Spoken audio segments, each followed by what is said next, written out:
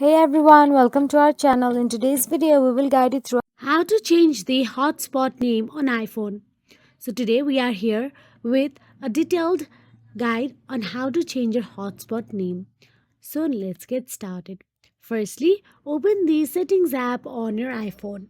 Once inside the settings app, simply scroll down and select the general option available there. In the general section, tap about at the top of the list. Then in the about section, you will see your current device name under the name field. Tap on the name field. Now, delete the current name and type the new name you want for your device. This will also be the name used for your personal hotspot.